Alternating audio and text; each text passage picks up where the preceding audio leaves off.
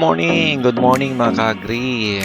Nandito na po tayo sa day 44 ng ating ongoing duck farm building. Ayan. Ito na po yung nagagawa namin sa 40 araw na pagtatrabaho. Ayan.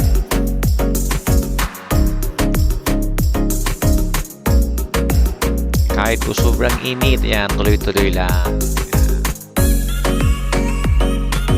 At para bago man lang magtag-ulan, ayan, matapos na natin to. At para maumpisa na natin to pagdadak farm natin. Ayan.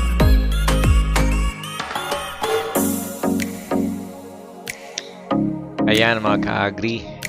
Ang pagdaduck farming po ay isang alternatibo nating mga magsasaka, lalo pat ang presyo ng palay ay naku po, hindi natin maintindihan. Ayan, tumataas yan, inaabot minsan ng mga aani na mataas pero hindi po stable. After mga several week lang po, naku, bumababa na. Kaya ito, pag-aralan na natin itong pagdaduck farming at bubuhayin natin ang pagdaduck farm dito sa Bicol. Katulad sa ibang lugar na talagang kinerin nila yung pagdaduck farming. At meron na tayong tinatawag na Itik Pinas na isa sa mga project ng Bureau of Animal Industry at ng DA. At meron tayong tinitingnan na isang supplier na sana kahit malayo pag-ready na yung building natin madahalan tayo ng RTL ng Itik Pinas. Ayan. Ay sana sir, matulungan niya kami na madalahan ng Itik Pinas. At kami na rin ang magsusupply dito sa buong Bicol pagpaparami namin yan. Itik Pinas. Kasi po ang Itik Pinas isa sa mga magandang uri ng itik.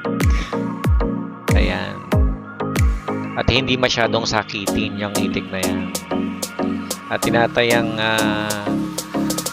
sa pag-egg production niya ay mas marami kaysa dun sa Itik Pateros. Ayan. Kaya sana makakuha tayo ng Itik Pinas. Kaki and itim. Ayan. Para pagdating ng panahon, tayo na rin yung mag-hatch dito sa part ng Bicol. At matulungan din natin yung mga kapwa natin mga ka-farmer na nagbabalak din na mag-ship ng sa pagdaduck farming. Ayan. Kaya mga ka-farmer, ayan, dandahanin nyo na pong umpisan na pag-aralan ang pagdaduck farming para magkaroon din tayo ng ibang alternatibong mapagkukunan ng kabuhayan dito sa part ng Bicol. Kasi yung magsasaka, nako, kung sa palay lang wala po talaga. Ayan. Kaya sana sa lokal namin dito ng DA, ma'am sir, sana matulungan nyo din kami at masuportahan sa aming bagong pinasok. Ayan. Shoutout po sa mga masipag nating mga tagapagawa rito. Kahit mainit, ayan, nagtsatsaga sila. Ayan.